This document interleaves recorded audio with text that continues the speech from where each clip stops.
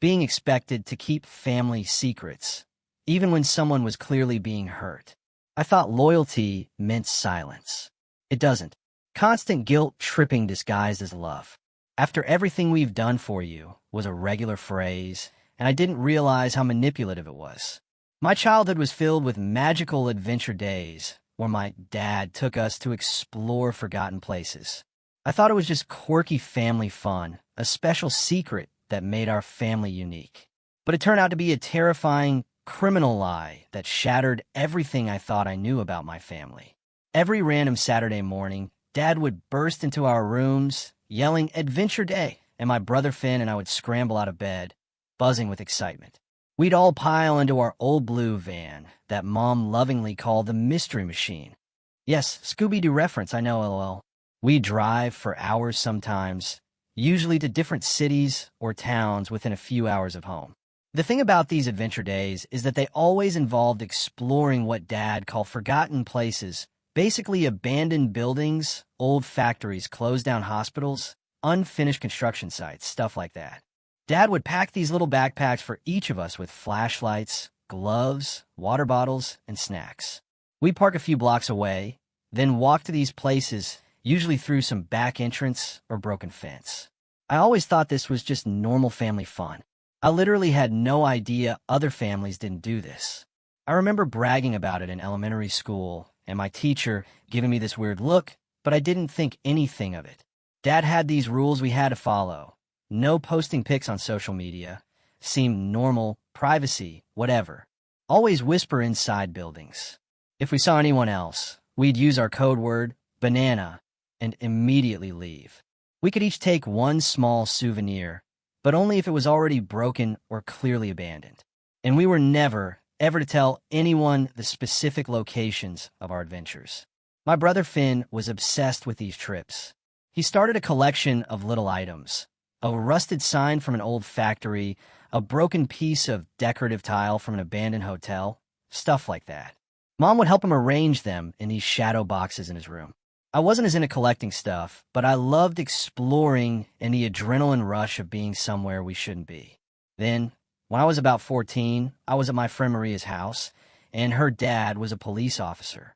We were talking about weekend plans, and I mentioned, without specific details, that my family might go exploring.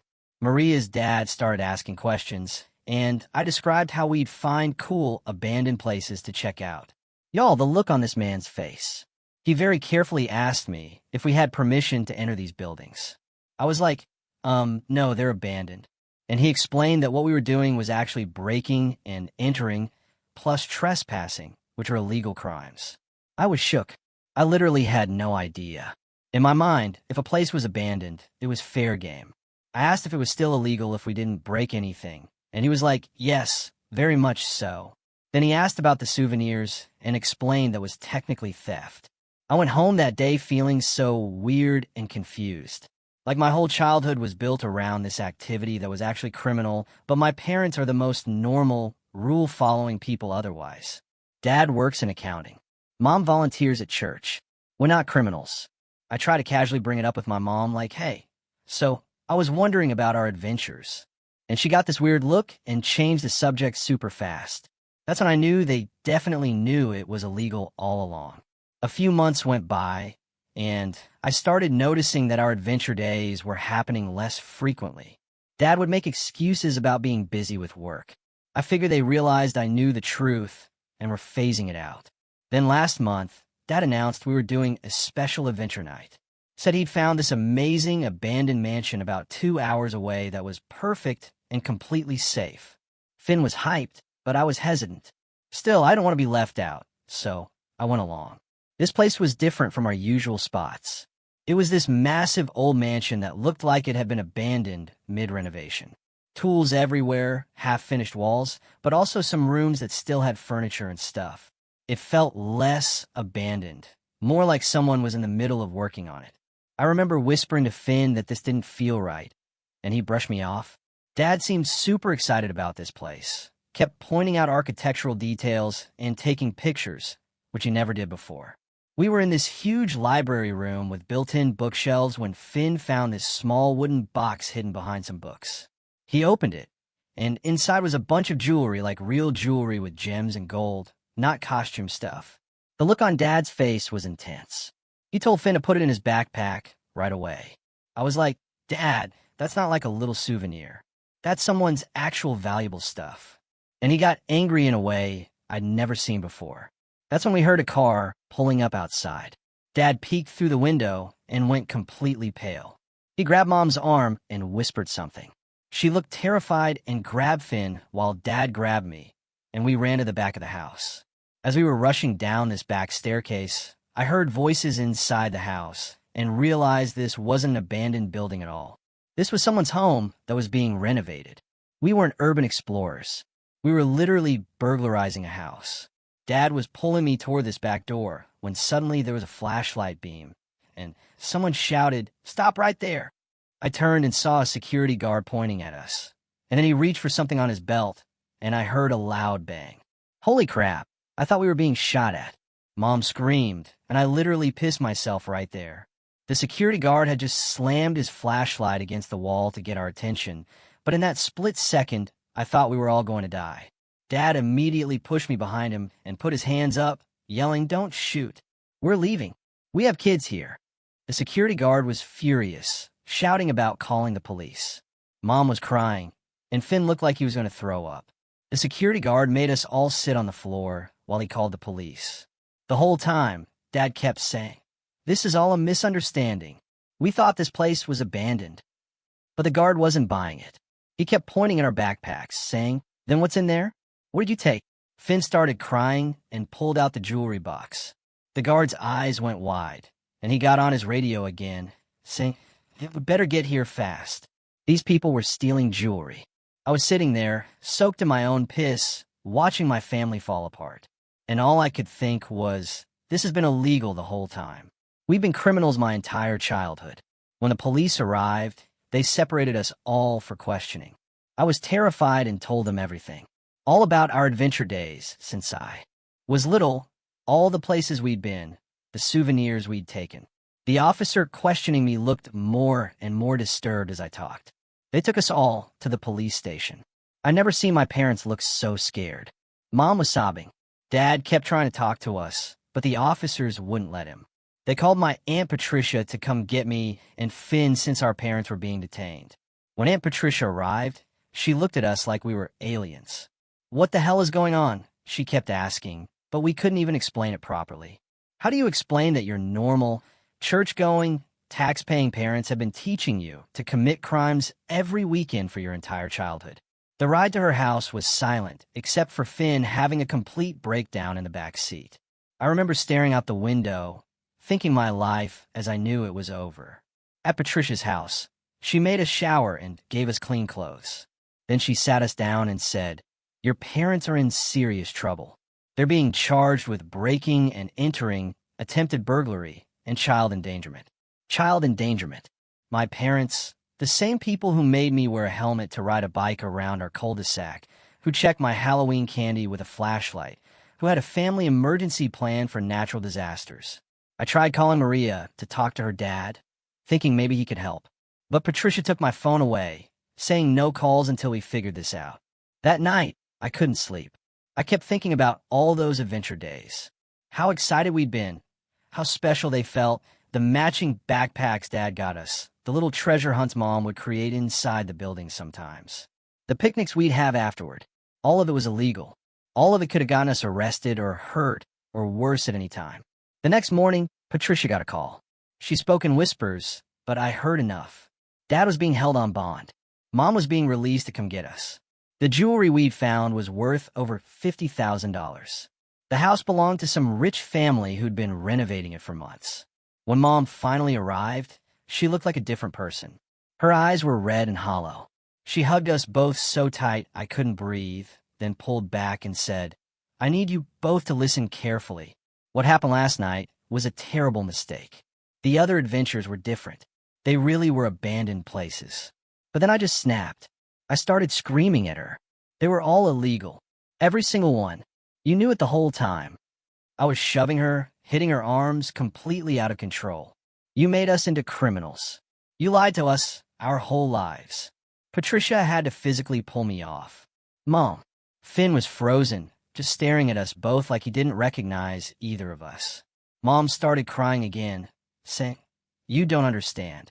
It wasn't like that," but I didn't want to hear it.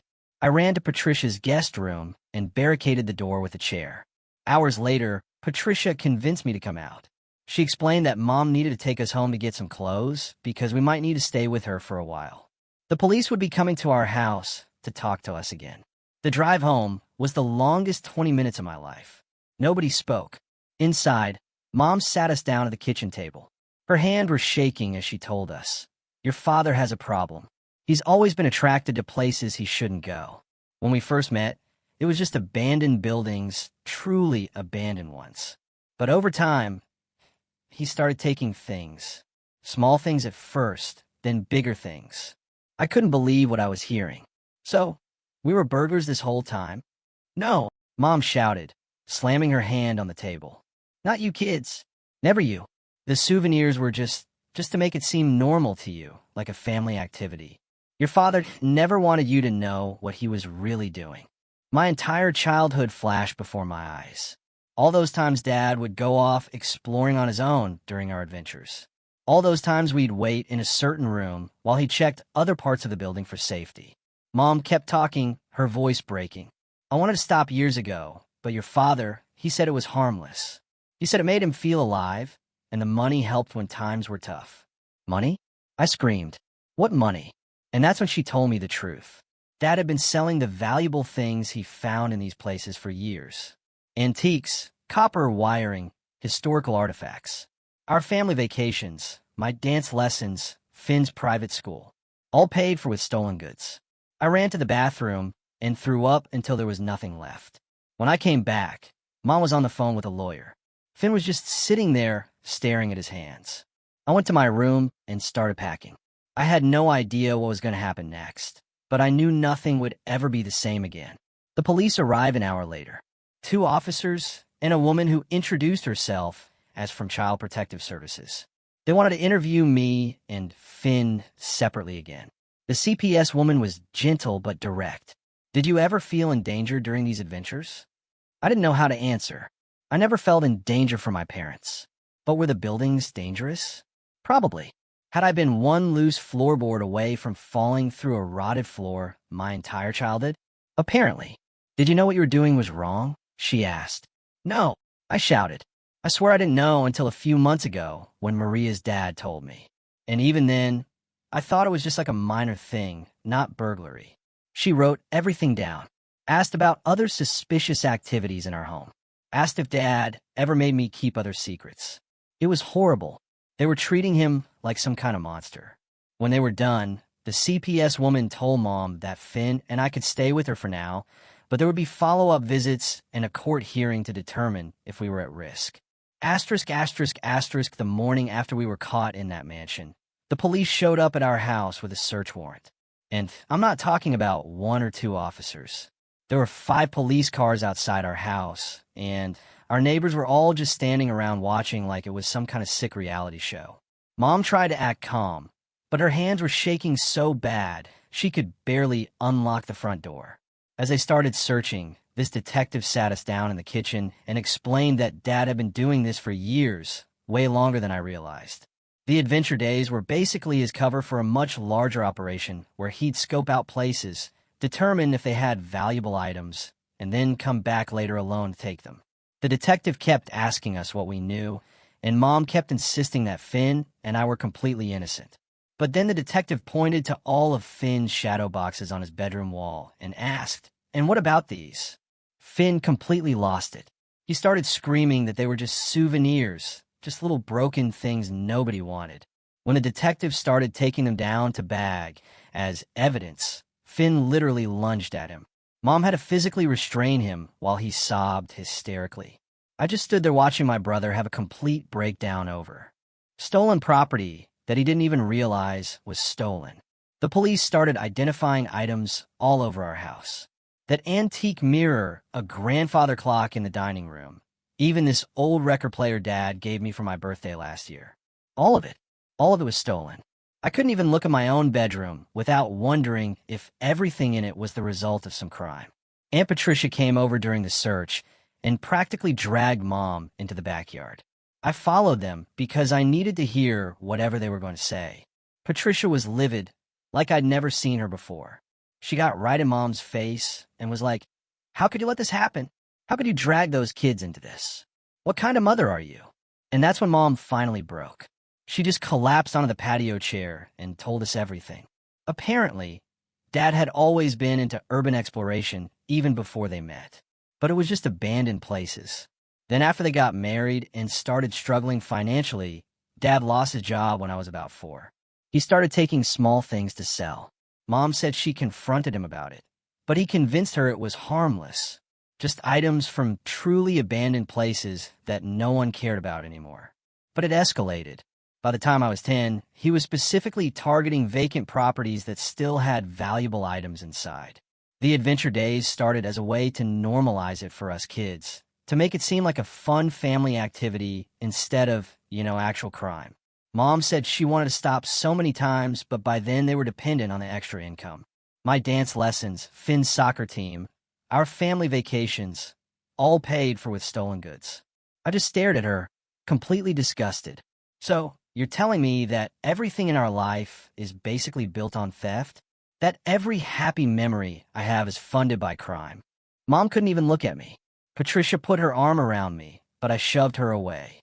I didn't want comfort. I wanted the last 15 years of my life back. When the police finally left, they took boxes of stuff from our house. Mom wasn't arrested, but they said she needed to come in for more questioning. We couldn't stay at the house. It was still technically a crime scene. So, Patricia took us back to her place. The next day at school was brutal. Word had already spread somehow, and everyone was staring at me and whispering. My friend Maria tried to act normal, but even she seemed uncomfortable. During lunch, this girl, Teresa, who I'd never even talked to before, came up to my table and was like, "Is it true your dad's a professional burglar? My mom says your whole house is filled with stolen stuff." I lost it. I slammed my hands on the table and screamed at her to mind her own damn business. The cafeteria went completely silent. I grabbed my backpack and stormed out, skipping the rest of my classes. I just walked around town for hours, looking at all the buildings and houses and wondering if Dad had broken into any of them. When I finally went back to Patricia's, Mom was there waiting. She'd been released after questioning and was allowed to see us, but she couldn't take us home yet. She tried to hug me, but I couldn't even stand to be touched by her. Finn, on the other hand, ran straight into her arms, sobbing about how they took all his collections. That night, Mom sat us down and told us that Dad's bail had been set. It was high, like ridiculously high, but they were trying to get it reduced. In the meantime, we needed to prepare ourselves for what was coming next. Dad was facing multiple felony charges. Our house might need to be sold to pay for legal fees and restitution. We might have to change schools. The Child Protective Services investigation was ongoing. I couldn't process any of it. I just kept thinking about how my entire childhood was a lie. Every time Dad had said, "I'm so proud of you," after a dance recital, was he thinking about how he'd stolen someone's heirloom to pay for my costume? Every Christmas morning, were we opening presents bought with money from someone else's belongings? The next day, Mom took us to see Dad in jail. I didn't want to go, but Patricia said I needed closure or whatever. The jail was nothing like in movies. It was this depressing, sterile place with fluorescent lights that made everyone look sick. When Dad walked in, wearing an orange jumpsuit, I literally didn't recognize him at first. He looked 10 years older. He tried to act normal, asking about school and if we were okay staying with Patricia. Mom kept the conversation light, but I couldn't play along. Finally, I just blurted out, "Why did you do it? Why did you make us part of it?" Dad's face changed. He leaned forward and said something I'll never forget. "I wanted to give you kids the kind of life I never had. When I was growing up, we had nothing. I swore my kids would have everything. And when I lost my job and couldn't provide, I found another way. I wanted to scream at him that I would have rather grown up poor than with a criminal for a father. But the words wouldn't come out. I just sat there staring at this stranger in an orange jumpsuit, trying to reconcile him with the dad who taught me how to ride a bike and checked under my bed for monsters. Before our time was up, Dad looked me straight in the eyes and said, "I never wanted you kids to know. The souvenirs, the adventures, that was supposed to be the fun part. The rest of it." He trailed off, and for the first time, I saw real shame in his eyes. On the drive back to Patricia's, Finn asked Mom if we could get Dad's bail reduced if we returned all the souvenirs we collected over the years. Mom just started crying silently, which made Finn cry too. I stared out the window, feeling nothing but this hollow ache where my family used to be. When we got back, I overheard Patricia and Mom talking in the kitchen. Patricia was saying something about how the police had connected Dad to at least 7 other break-ins in 3 different counties. Mom kept repeating, "He said they were abandoned. He promised me they were abandoned." The next morning, I woke up to Finn rummaging through my backpack. When I caught him, he had this guilty look on his face. "What are you doing?" I demanded. He mumbled something about looking for his charger, but then I noticed something shiny in his hand. It was a small gold locket, one I'd never seen before. When I grabbed it from him, he broke down crying and admitted he'd taken it from Patricia's jewelry box. "It's just like the adventures," he sobbed. "I just wanted something normal again." That's when it hit me. Dad hadn't just stolen objects. He'd stolen our sense of right and wrong. Asterisk, asterisk, asterisk. Dad's court hearing was, well, it went about as terribly as you might expect. We all had to dress up in our nice clothes, which felt ridiculous considering we were basically there to watch our family be torn apart. The courthouse was this cold, imposing building that made me feel like I was the one on trial. Mom kept nervously fixing Finn's collar and smoothing my hair, like we were heading to church or something, not watching our father plead guilty to multiple felonies. The courtroom wasn't anything like on TV. It was smaller and way more intimidating.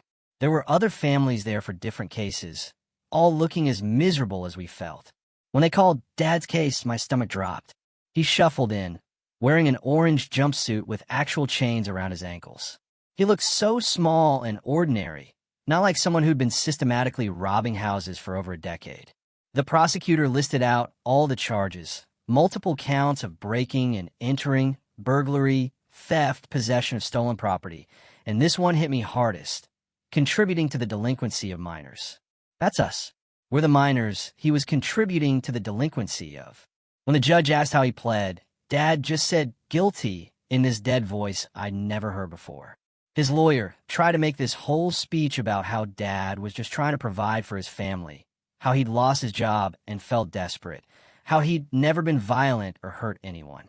The judge just sat there with this stone-cold expression. Then she asked if any of the victims wanted to speak. I didn't even know there would be victims there, but this older couple stood up, the ones who owned the mansion we broke into.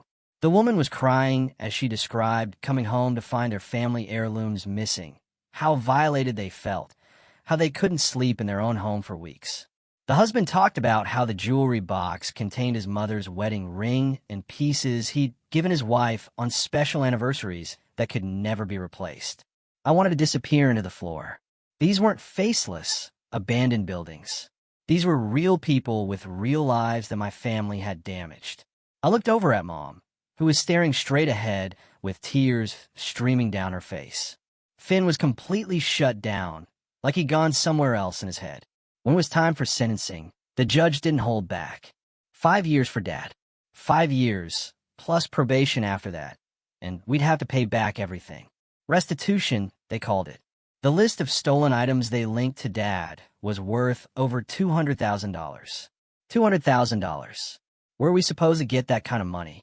After the hearing, we weren't allowed to talk to Dad. They just took him away. Mom collapsed into Aunt Patricia's arms in the hallway, sobbing about how we were going to survive. I stood there, holding Finn's hand, feeling like my entire future had just evaporated. The next few days were a blur of paperwork and meetings.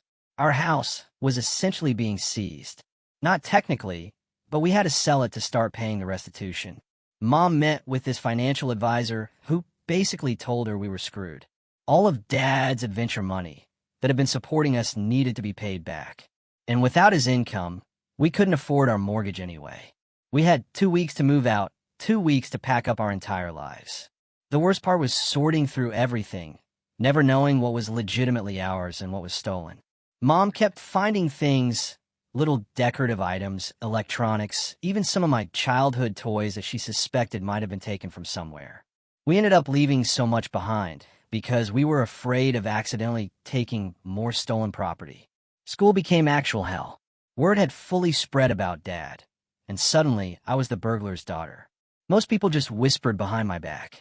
But this group of girls, led by Teresa, the one who'd confronted me in the cafeteria, took it to another level. They started calling me Sticky Fingers and asking if I was going to steal their stuff. I tried ignoring them, but one day in the locker room after gym, Teresa took it too far.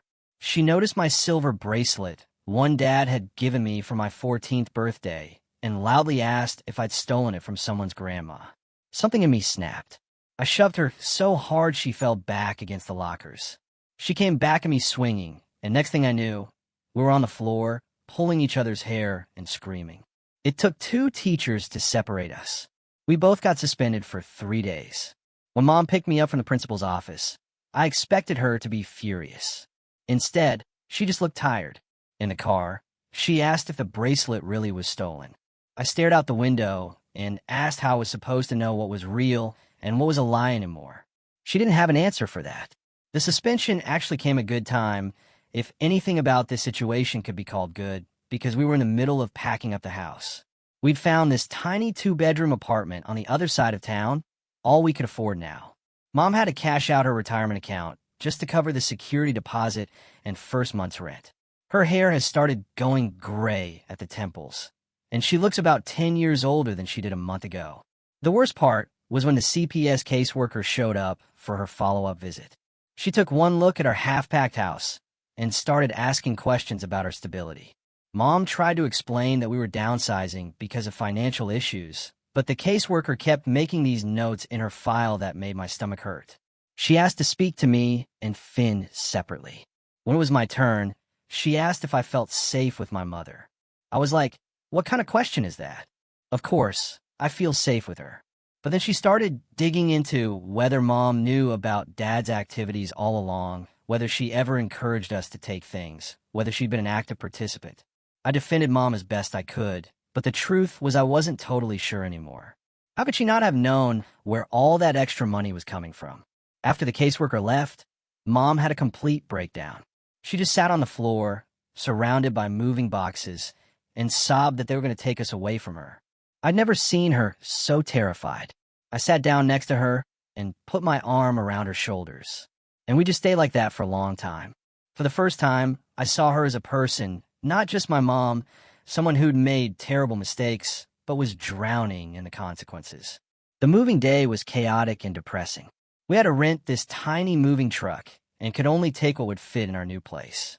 Aunt Patricia helped, but there was tension between her and Mom that hadn't been there before.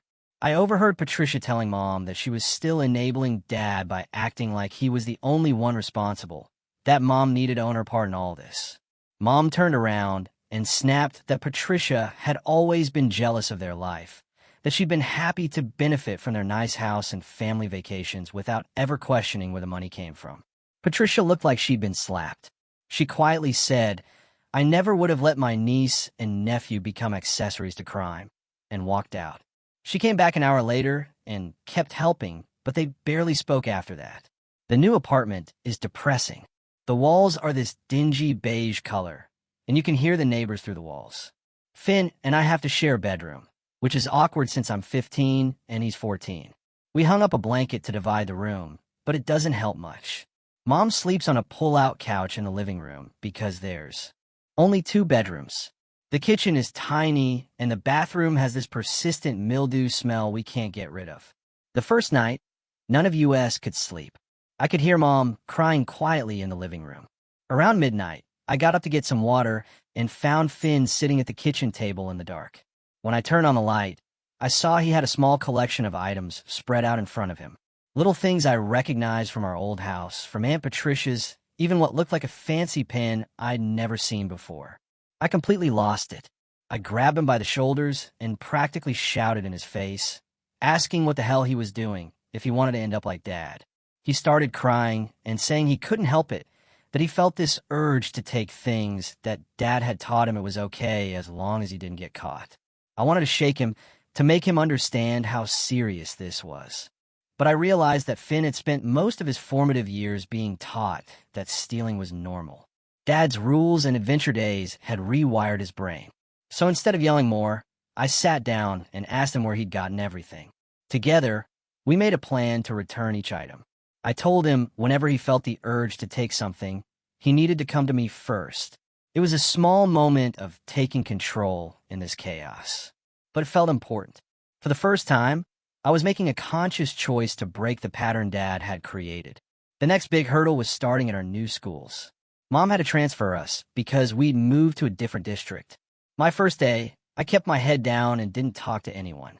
I was terrified someone would somehow know about Dad, but it seemed like the story hadn't traveled this far. I was just the new girl, which was its own kind of awful, but better than being the burglar's daughter. Last weekend, Mom took us to visit Dad again. The jail was just as depressing as before, but Dad looked different, more defeated, less like he was just waiting to get out and go back to normal. When Mom stepped away to get water, Dad leaned forward and asked me if I was taking care of Finn and Mom. I wanted to scream at him that it wasn't my job to take care of everyone, that I was 15 and just trying to survive this nightmare he created. Instead, I asked him point blank if he ever felt guilty about the people he stole from. His answer shocked me. He said yes, all the time, that sometimes he'd lie awake at night thinking about the families whose memories he'd taken. But then he'd look at our family photos, at me and Finn growing up with everything we needed, and he'd convince himself it was worth it. I didn't know what to say to that. How do you respond when someone tells you they hurt others to give you a better life? That your dance recital and soccer games and Christmas mornings came at the expense of other families' treasured possessions. On the drive home, Mom revealed another bombshell. She'd found a job as a receptionist at a dental office, but it paid barely above minimum wage. Even with that, and the child support Dad's lawyer had arranged for us to get from his prison wages, which is basically nothing, we were going to struggle to make rent each month. She was looking for a second job, maybe waitressing on weekends. When we got home, I found Finn in our room, crying as he stared at his phone. Someone from our old school had messaged him, telling him that everyone knew his dad was a criminal and asking if he was one too. I took his phone away and blocked the kid, then sat with him while he cried himself to sleep. That night, I couldn't sleep again. I kept thinking about all those adventure days, how Dad would point out architectural details, teach us about the history of old buildings, show us how to move silently, and leave no trace. I've been so proud of those skills once. Now I realized he'd been grooming us, teaching us the family business without us even knowing it. Yesterday, Mom sat us down for another family meeting. She looked exhausted but determined. She told us that the CPS investigation was ongoing and that they were considering placing us in temporary foster care while they evaluated her fitness as a parent. The only way to prevent that was to show stability, financial, emotional, physical. I asked what we could do to help, and she just looked at me with this sad smile and said we'd already lost enough of our childhood because of their mistakes. She didn't want us to worry about adult problems anymore. But how could we not? Our entire life had been turned upside down. Then I woke up early and found Mom at the kitchen table with a stack of bills and her checkbook, crying silently. When she saw me, she quickly wiped her eyes and tried to smile. I sat down across from her and asked her to be honest with me. Had she known all along what Dad was doing? She put her head in her hands and was quiet for so long, I thought she might not answer. Finally, she looked up and said, "I knew something wasn't right. I chose not to look too closely because I was afraid of what I'd find. I was afraid of losing everything. And now we've lost it anyway. Dad's in prison. Our old life is gone. Mom's struggling to keep us afloat. Finn's fighting his own battle with what Dad taught him. And I'm stuck in the middle, trying to figure out who I am when everything I thought I knew about my family has been exposed as a lie.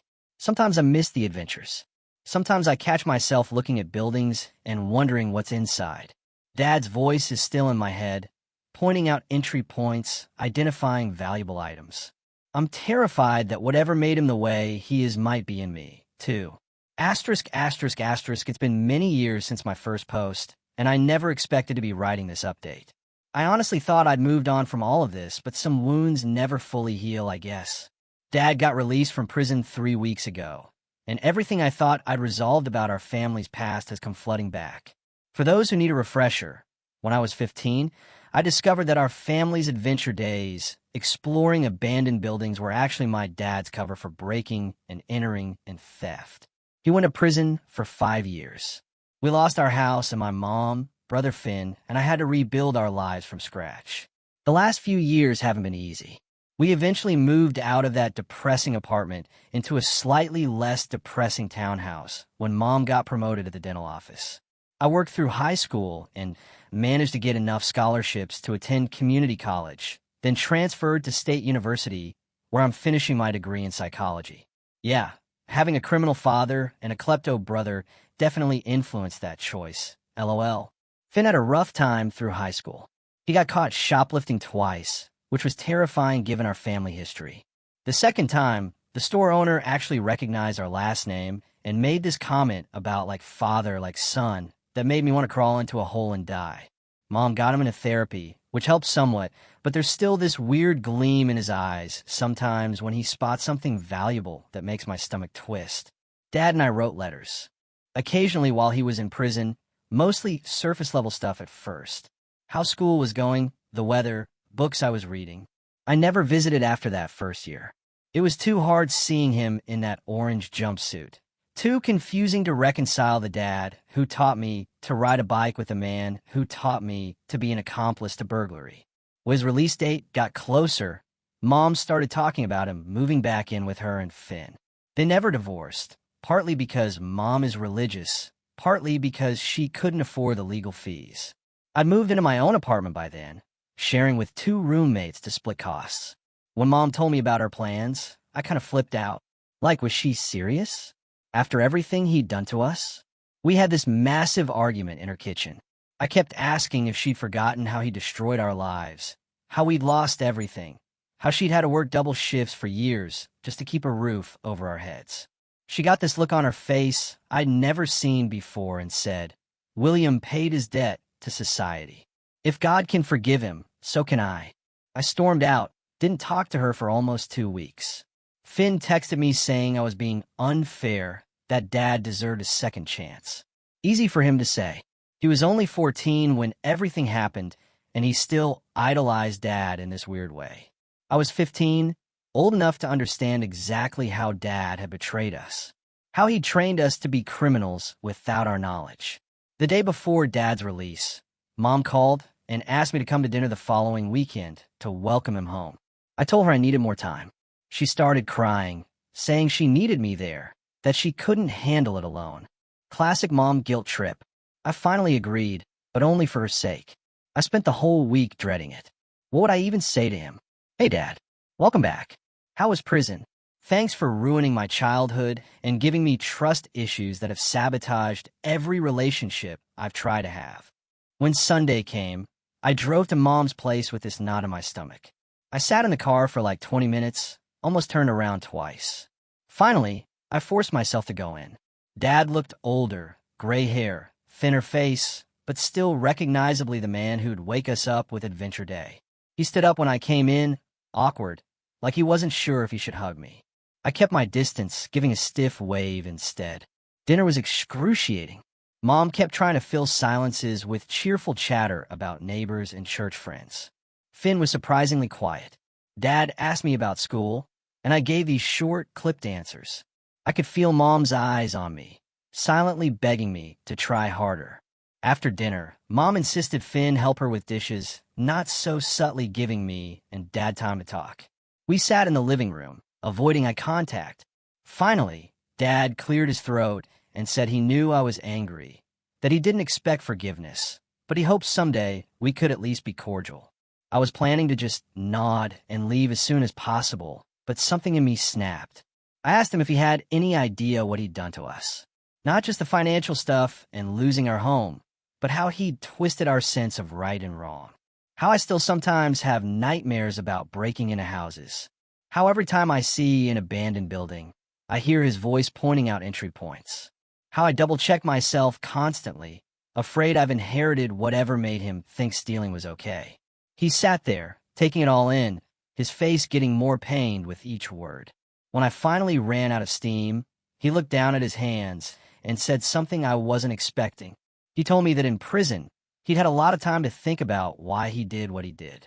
That his own father had been dirt poor, always scraping by, and he'd grown up feeling like the world owed him something. When he lost his job, all those old feelings came rushing back. The desperation, the resentment toward people who had more than him. But the adventures, those were real, he insisted. He really did love exploring those old buildings with us, teaching us about architecture and history. It wasn't all a cover for his crimes. He just compartmentalized, told himself that what we did as a family was separate from what he did alone. I didn't know what to say to that. The next morning, I woke up to a text from an unknown number. It was Dad, asking if we could meet for coffee. Mom had given him my number. I was annoyed at first, but decided it might be better to talk somewhere neutral, away from Mom's hopeful eyes and Finn's hero worship. We met at this little coffee shop near campus. Dad was already there when I arrived, nervously fiddling with a napkin. He brought a small, worn notebook with him. When I sat down, he pushed it across the table, explaining that it was a list he'd made in prison. Every place he could remember breaking into. Everything he'd taken. He'd already given it to his parole officer as part of making amends. I stared at the notebook, not touching it. The idea of seeing all his crimes listed out made me feel physically ill. Instead, I asked him why he was showing me this. He said he wanted me to know he was done hiding things, done compartmentalizing, that transparency was part of his recovery. Recovery? Like he had a disease. Maybe he did. I asked if he really thought he could just list everything out and be forgiven. He shook his head, saying he didn't expect forgiveness, especially not from the victims. He just wanted to be honest with me. I finally opened the notebook. There were so many entries spanning years, places I recognized from our adventures, and many more I didn't. Next to each entry were dates and items taken. Some had additional notes. Family heirloom, irreplaceable, or later learned owner had recently died. Children devastated by loss of mementos. He'd been researching the impact of his thefts, learning about the people he'd stolen from. It was both better and worse than I'd imagined. I closed the notebook and slid it back to him. Asked if Mom and Finn had seen it. He said no, that he wanted to show me first because I was the one who'd called him out from the beginning. The one who'd recognized the truth when Maria's police officer dad explained it. We talked for nearly 3 hours about his time in prison, my college experiences, Finn's struggles.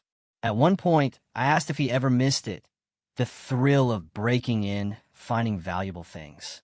He got very quiet, then admitted yes, sometimes he did, that it was something he'd always have to guard against, like an addiction. That scared me more than anything. The idea that he might relapse, might drag Mom and Finn back into that life. When I expressed this fear, he promised he was committed to staying straight, that his parole included therapy and regular check-ins.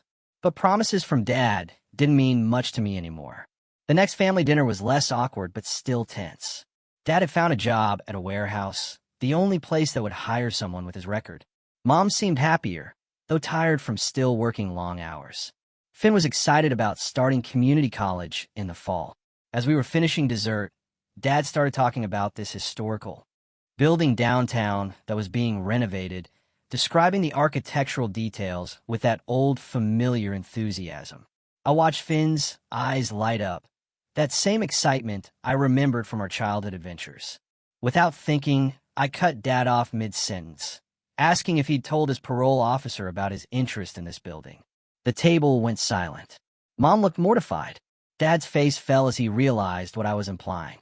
He quietly said he was just appreciating the architecture, that he had no intention of going anywhere near the building. Finn accused me of not giving Dad a chance, of always assuming the worst. Mom tried to change the subject. I couldn't back down. I told them about how real people were still suffering because of what Dad had done. Finn got defensive, saying Dad had served his time, that he deserved a fresh start. Mom looked torn between agreeing with me and wanting to support Dad. Dad just sat there, taking it all in. Finally, he raised his hand to stop the arguing. He looked at me and said, "You're right to be cautious. I haven't earned your trust back yet." Then he turned to Finn and said something that shocked me. "I need you to understand that what I did was wrong. Not just illegal, morally wrong. I hurt people. I violated their homes and took things that mattered to them. I don't want that for you. It was the first time I'd heard him fully acknowledge the wrongness of his actions without any qualifiers or excuses. Finn looked confused, like this contradicted everything Dad had taught him. Mom had tears in her eyes. Before I left that night, Dad asked to speak with me privately on the porch.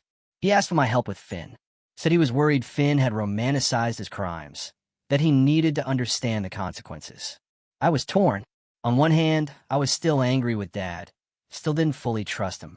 On the other, I was worried about Finn too.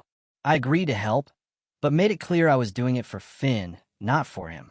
Over the next few weeks, a tentative new normal emerged. Dad attended his therapy and parole meetings. Mom seemed less stressed now that there was a second income. Then came Dad's first parole violation. It wasn't a burglary.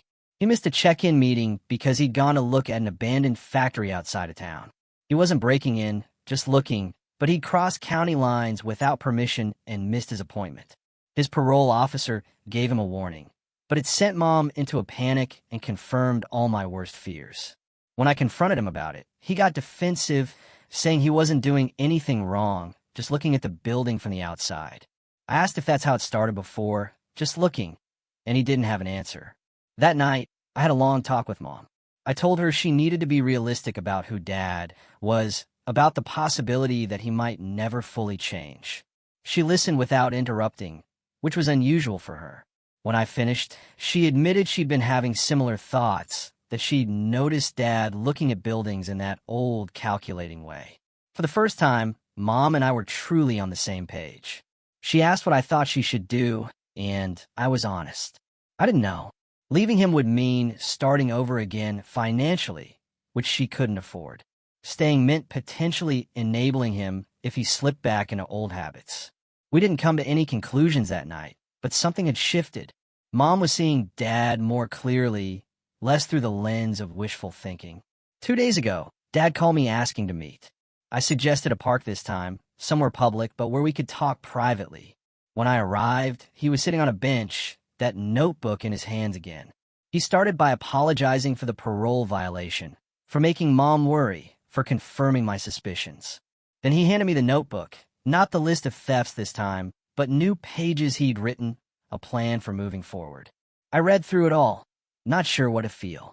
I was impressed by his self-awareness, his concrete steps toward change, but wondered if this was just another performance, another way of hiding his true intentions. He said he knew it would take more than words to earn back trust, but he was willing to do the work, not just for Mom and Finn, but for himself and for me if I was willing to give him that chance. I told him I needed time to think, that I couldn't just forget the past 10 years, the damage his choices had caused. But I also couldn't deny that he seemed to be trying in a way he hadn't before. As I was leaving, he called after me, asked if I remembered how I used to love finding little architectural details on our adventures. Gargoyles on old churches, hidden carvings in woodwork. Said that part was real, that my appreciation for those things didn't have to be tainted by what came after. It's not a neat, happy ending. I don't know what happens next. I don't know if Dad will stay on the right path, or if the pull of his old life will prove too strong. I don't know if Mom will find the strength to hold him accountable, or if she'll keep making excuses.